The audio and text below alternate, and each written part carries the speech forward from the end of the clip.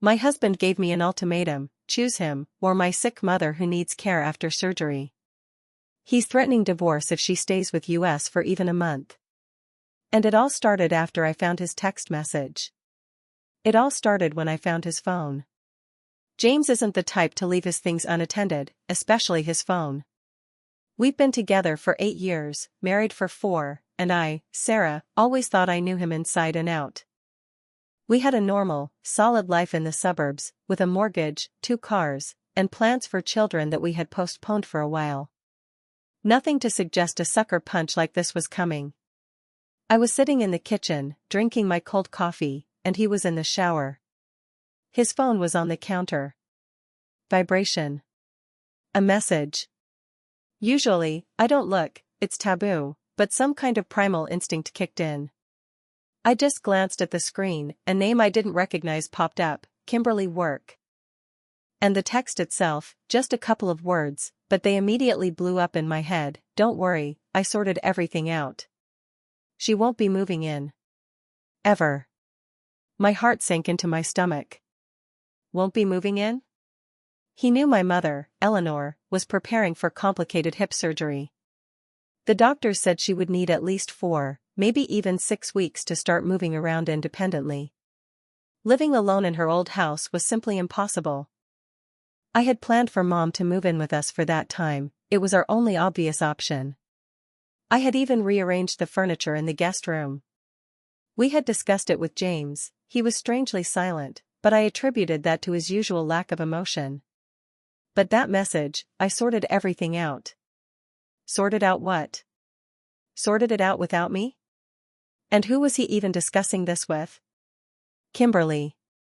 Who was she to discuss my mother and my home? I grabbed the phone. My hands were shaking, and that's not an exaggeration. I opened the chat. It was short, mostly work-related, but the last few messages. James, are you sure? Your wife will be furious. This Kimberly had written. And his reply, which killed me: I told her it's unacceptable. Let her hire a caregiver. This is my house, and I have a say. We agreed on this. Agreed. Agreed with whom, for God's sake? With her? I couldn't believe that behind my back, he was making this decision without me. This wasn't just an argument. This was a betrayal. He didn't just not want my mother here, he discussed it with some woman and made a final decision without even informing me, while I was preparing the room for Mom. When James came out of the shower, towel wrapped around his waist, smiling as if nothing was wrong, I simply placed the phone in front of him, open to that message from Kimberly. The smile dropped from his face. He understood everything immediately. It wasn't a question, not a discussion to clear the air, it was a death sentence for our marriage, which I didn't fully realize yet. I just waited. Waited for him to finally stop pretending and tell me what was going on. He looked at me, then at the phone. And instead of apologizing, he did something I absolutely didn't expect. He didn't talk about Kimberly, he talked about Mom. It's true, Sarah. I told her you won't be moving in. His voice was level, without a hint of regret. I don't want your mother living here. Not for a month, not for a week. Our life is our life. We discussed this. No, James, I felt my body stiffen. We did not discuss this. You were silent while I talked about the plans. And then you went and decided everything for me. With Kimberly. Who is she? He rolled his eyes, as if I were an unreasonable child. Kimberly is a colleague, and she has nothing to do with the situation. The main thing is us. And our life. I am not going to turn our house into a hospital room and become a caregiver. Hire a caregiver, pay for rehab. We have the money. Mom doesn't have the money for private care, James, you know her pension is tiny. And I can't quit my job for a month to sit with her. You're my husband, for Christ's sake. Your mother. He cut me off. My mother is healthy. And yours, she has always been a problem. I'm giving you a condition, Sarah. Your mother does not move in with us. Under any circumstances. If you bring her here, even for a day, you can pack my bags too. Because then you are choosing her, not me. You are choosing divorce. I looked at him, and my world just flipped upside down. I couldn't breathe. Divorce. Because of my sick mother. My mom. He knew how important Eleanor was to me, especially after my father left. And now he, the man who promised to be my family, was putting me in a position to choose. Between him and the only parent I had left, who needed help. It was the cruelest thing I had ever heard.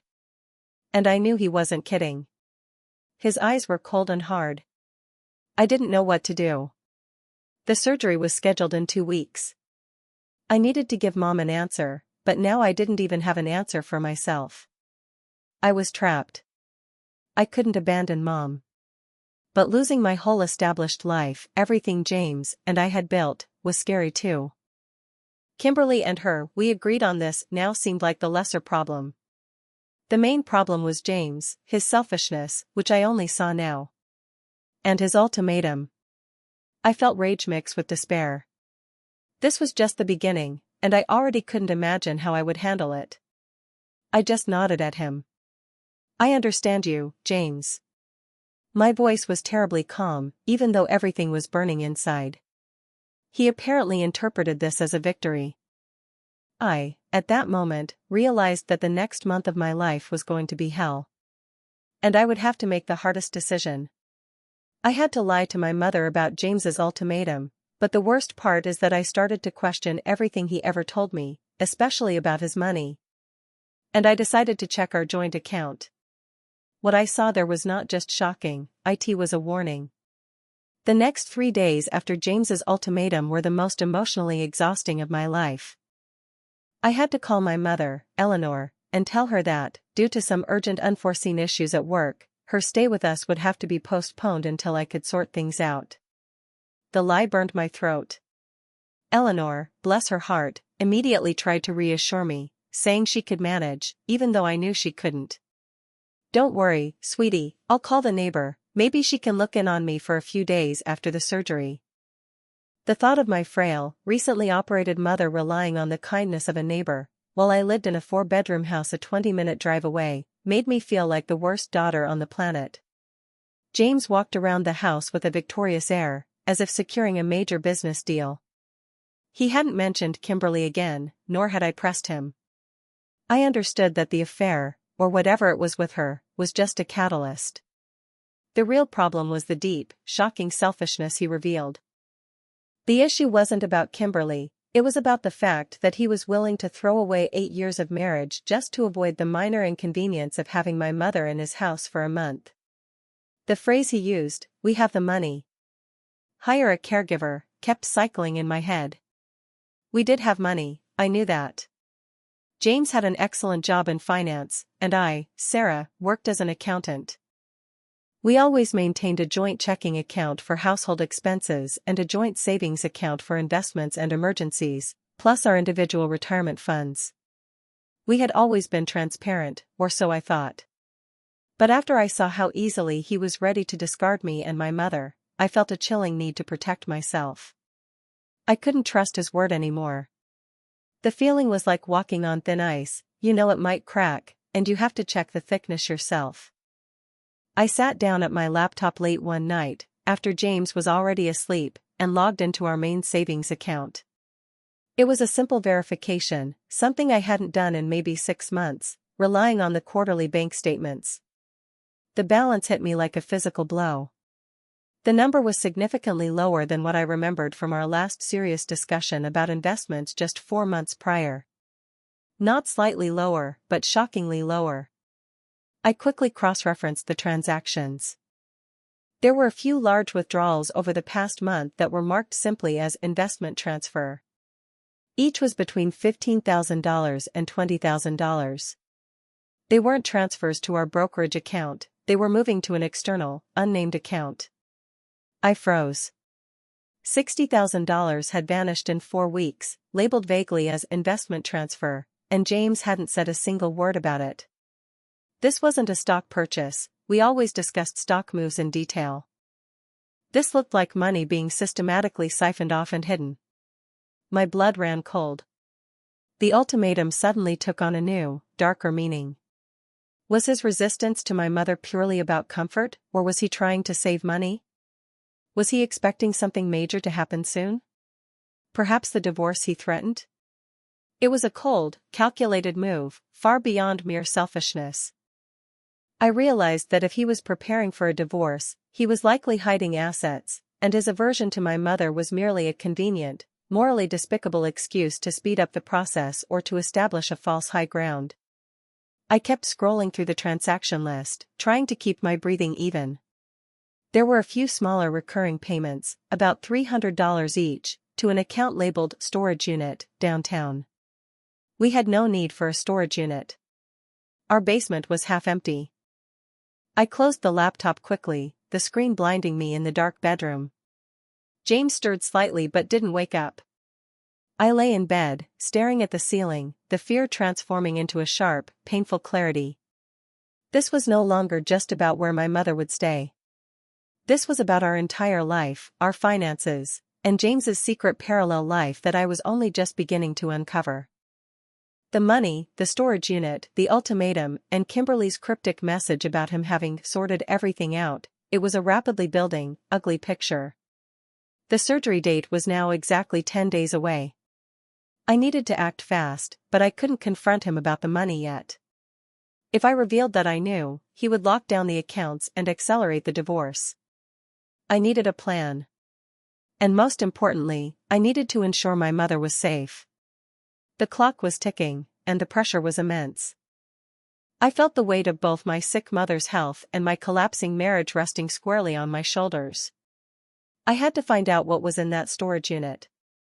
I couldn't take the pressure anymore. I had to see my mother, and when I did, I realized I had no choice but to bring her home.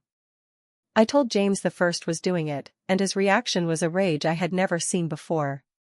The ultimatum was now real, and I had to choose. I couldn't endure the silence in our house for long.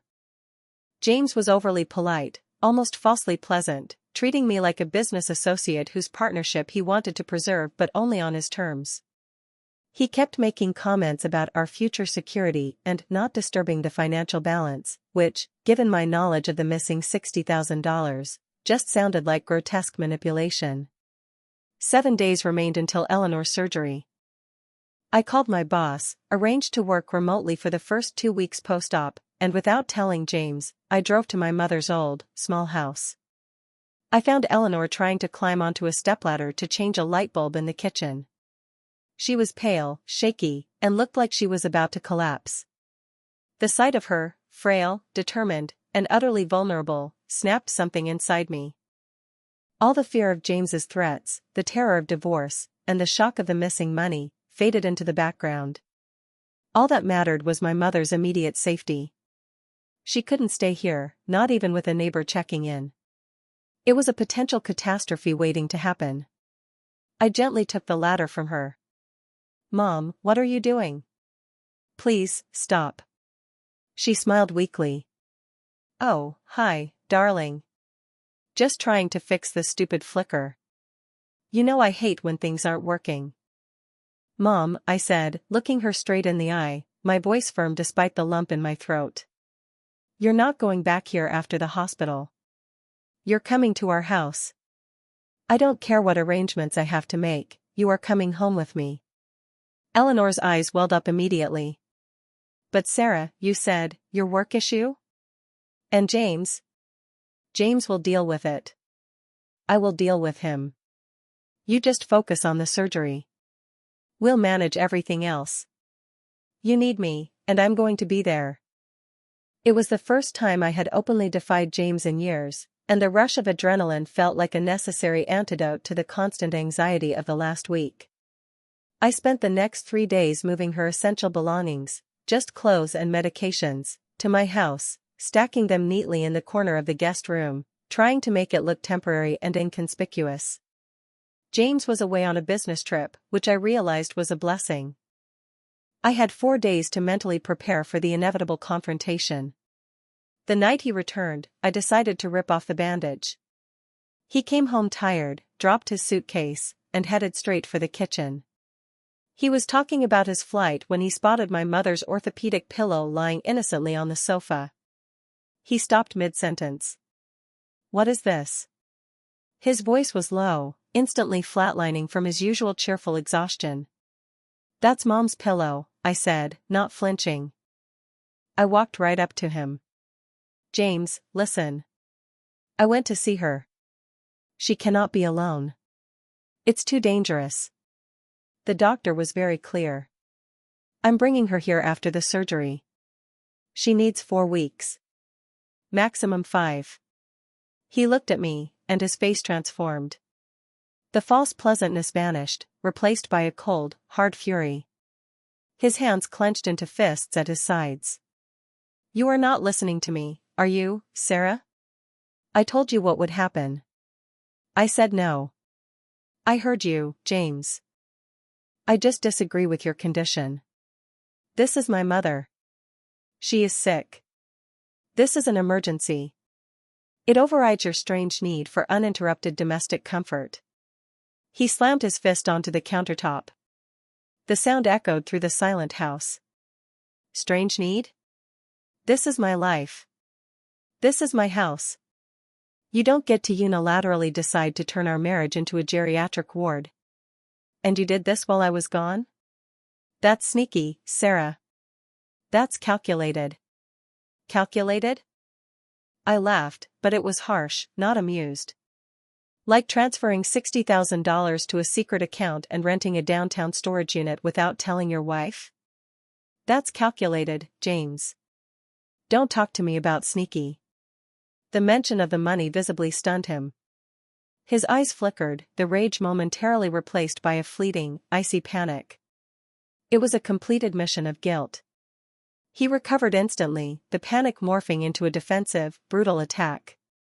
"This is not about money. This is about respect." I made myself clear.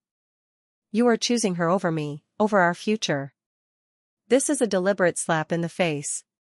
He pointed his finger directly at my face, shaking with anger. "You have exactly 5 days until her surgery. You have 5 days to figure out where your loyalty lies. If you bring her across this threshold, I will file the papers immediately. You know I will. I am not bluffing. Choose, Sarah. Her, or me, and this life." The ultimatum was real. It was no longer a threat, it was a deadline, an active decision I was forced to make. The tension was suffocating. I stood there, watching the man I loved turn into a complete stranger, a ruthless businessman treating our marriage like a failed contract. My mind raced. If I chose James, I would secure our finances, or what was left of them, and avoid the trauma of divorce, but I would abandon my mother and forever hate myself and him.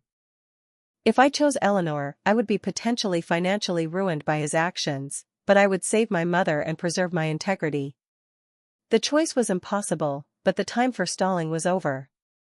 The date for the surgery was fixed. I had to decide who I was, and who I was going to lose. I had to protect my mother, and that meant choosing divorce. But before I could even announce my decision, I made a desperate move. I found the storage unit. What I discovered inside wasn't just evidence of his lies, it was a plot so cruel it explained everything, including the mystery of Kimberly and the missing money. The night after the confrontation, I slept on the sofa. I didn't want to be near James, whose presence now felt toxic and menacing. The ticking clock of the 5-day deadline was deafening. I knew I couldn't choose James. Abandoning Eleanor was not an option, I would never recover from that. But I also knew I couldn't just stand by while he drained our accounts. If I chose Eleanor, James would file for divorce, and I needed to be prepared to secure what little we had left before he could completely liquidate the joint assets. The storage unit. It was the key. The next morning, while James was at work, I used the recurring payment details I had seen in the bank statement to pinpoint the location of the storage unit, downtown. The name of the company was easily accessible online, and with a bit of social engineering, a phone call claiming I'd forgotten the unit number for a shared family inheritance and providing James's full name and billing address, I got the unit number, 41B. I drove downtown, the old beat-up car feeling like a getaway vehicle. My hands were clammy, and my stomach was tight with anxiety. This felt illegal, a total invasion of privacy, but the thought of Eleanor being homeless and my financial future being zeroed out spurred me on. Unit 41B was at the far end of a dimly lit corridor. I used the spare key for James's office filing cabinet, which I knew sometimes included keys for other locks, and to my shock, one of them fit the heavy-duty padlock. I opened the door, and the stale smell of cardboard and plastic hit me. It wasn't full of cash or gold bars, as I half expected. It was full of mundane things, file boxes, old computer equipment, and a few pieces of furniture I didn't recognize. But then I saw the folders. Dozens of file boxes, all neatly labeled. The first one I opened read, Eleanor, Financial and Medical Records, Copies. Inside were meticulous copies of my mother's most private documents, her pension statements, insurance policy details, bank balances, and worst of all, detailed medical assessments, including the surgeon's notes on her upcoming operation and recovery time. My hand started shaking violently. Why did James have all this? He had always pretended to barely tolerate my mother. This level of detail was obsessive. I plunged deeper. The next box was labeled, Property Evaluation and Sale, 411, Willow Street, Eleanor's address. Inside were contracts, appraisals, and a signed power of attorney document, with my mother's signature, dated a year ago. It was a completely legitimate, notarized document giving James full power to act on her behalf regarding property sale and financial decisions. My vision blurred. Eleanor had given James power of attorney? Without telling me? Then came the final, brutal piece of the puzzle. Another folder, thicker than the rest, labeled K, Transition and Acquisition. Kimberly. Inside, I found not romantic notes, but legal documents. Kimberly wasn't his mistress, she was a real estate attorney and a partner in a small investment firm. The documents outlined a complex transaction. James was using the $60,000 withdrawn from our account as an initial deposit to purchase Eleanor's house, at a severely undervalued price. The power of attorney meant James didn't need my mother's conscious consent for the sale. The transaction was scheduled to close 3 weeks after her surgery. The truth hit me with the force of a train wreck. James wasn't just selfishly avoiding inconvenience, he was actively, ruthlessly trying to steal my mother's house and her security while she was incapacitated in the hospital. The ultimatum was a smokescreen. He knew I would choose her. He wanted me to choose her and file for divorce, so that he could proceed with the property sale under the cover of our marital crisis, using the POA before I realized what was happening. He was calculating on me being distracted by the divorce and Eleanor's care.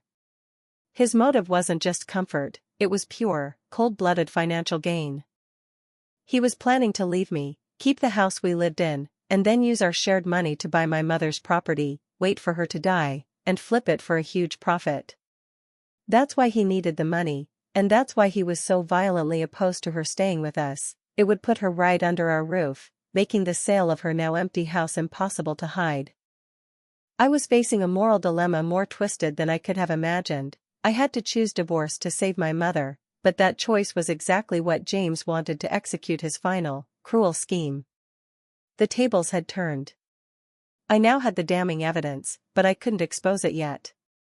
I carefully replaced the folders and locked the unit, my mind racing. The operation was in 4 days. I had to let Eleanor move in, triggering the divorce, but I needed a plan to legally stop the sale of her house before it was finalized in 3 weeks. James had set the trap, but now I had the key. I drove home, no longer shaking from fear, but from a cold, focused resolve. The choice had been made for me. The surgery day was the deadline. I didn't just bring my mother home, I brought the law. In the most terrifying confrontation of my life, I watched James's entire plot unravel. But even as I saved my mother and myself, the custody battle over the house revealed a final, heartbreaking truth about Eleanor and the POA. The day of Eleanor's surgery arrived. It was the deadline James had set for my choice. I had spent the past 3 days in a terrifying, calculated silence, avoiding him while making the necessary arrangements. I didn't just contact a lawyer, I contacted the best family law attorney in the city, Mr. Harrison, and presented him with a folder containing printouts of the bank transfers, photos of the storage unit documents, and, most crucially, the power of attorney agreement. Mr. Harrison immediately confirmed the gravity of the situation. James was attempting elder financial abuse and property fraud. His advice was clear: proceed with moving my mother in, initiate the divorce proceedings first thing the next morning, and secure a temporary restraining order to block any property sale involving Eleanor's house until the POA's validity could be challenged in court. I waited until Eleanor was in the recovery room, still groggy but safe, before driving home. I pulled up to the house in the late afternoon. James was waiting for me in the living room, standing rigidly by the fireplace. He looked triumphant, a man prepared to accept my surrender. "Well, Sarah," he said, his voice cold and steady.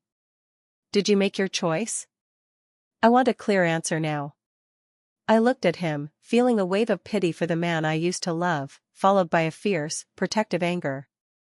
"Yes, James. I made my choice. And it's not the one you wanted." He smirked. "So, you're bringing your mother here. You're choosing poverty and burden over me. Fine. The papers will be filed tomorrow morning. Pack my things, or I'll have movers do it next week." I stepped closer, placing a large manila envelope on the coffee table. "I've already filed, James. The papers are in there. And no, you won't be needing movers. You'll be needing a very good defense attorney." His face went from smug confidence to confusion. "What? What are you talking about?" "I know about Unit 41B. I know about Kimberly, your real estate lawyer, not your mistress. I know about the $60,000 you stole from our accounts to illegally purchase my mother's house from under her while she was recovering. I know everything, James." His composure completely shattered. He stumbled backward, knocking a decorative vase off the mantel. The vase didn't break, just rolled across the carpet, but the sound was loud in the sudden silence. His eyes were wide with pure terror and disbelief. How did you find out?" he stammered, his perfect, controlled voice dissolving into a hoarse whisper. "You left a paper trail, James. And you completely underestimated me. I was preparing a home for my mother. You were preparing a crime. The initial divorce petition is already with the court, and so is the injunction against the sale of Eleanor's property. The judge will be reviewing the evidence of your financial manipulation and elder abuse tomorrow. Your choice just backfired." He lunged forward, not at me, but toward the envelope on the table. "You can't do this. That POA is legal. She gave it to me. She signed it herself." "Yes, James, she did," I said, and the final twist of the knife felt necessary, painful even for me. "She signed it a year ago. She signed it because she had a stroke 6 months before that, a mini-stroke we kept secret, which affected her ability to manage complex finances. She gave it to you, her daughter's trusted husband, because she wanted to secure her future, fearing she would become a burden to me. She was trying to protect me, and you exploited her fear." James stood there, immobilized, his breath coming in ragged gasps. He didn't fight, he didn't argue the facts, he just stood there, beaten, his greed exposed. The sight of him, stripped of his power, was the culmination of weeks of unbearable tension. I had won. I had saved Eleanor and secured my own future. I didn't file the police report immediately. Mr. Harrison advised waiting until the financial assets were secured and the divorce was finalized, using the evidence as leverage. I moved Eleanor in the next day. She settled into the guest room, and as I tucked her in, she squeezed my hand. "Thank you, sweetie. I always knew I could rely on you." James moved out 3 days later. The divorce proceedings were brutal but swift, thanks to the overwhelming evidence I had. I kept the house and the small portion of our savings that hadn't been transferred. James's career was in ruins, and the injunction held, protecting Eleanor's property. But the win was hollow. The last month had been a whirlwind of crisis, exposing the rot in my marriage and the secret vulnerability of my mother. As I sat in the silent house, now truly mine, with Eleanor sleeping peacefully down the hall, I realized the deepest, most painful truth. My mother had chosen to put her trust in James, the man who tried to ruin us both, over her own daughter, simply because she was terrified of becoming a burden. The physical pain of the betrayal faded, replaced by the profound, philosophical realization that even the closest family bonds are shaped by fear and secrecy. I had saved her house, but the quiet acknowledgement that she had not felt safe enough to confide in me about the POA and her illness was a wound that would take a lifetime to heal. The crisis was over, but the loneliness remained, staring back at me from the empty space where James's side of the bed used to be. I had survived, but I was forever changed, left with a fierce independence and a nagging sorrow about the silent secrets of family.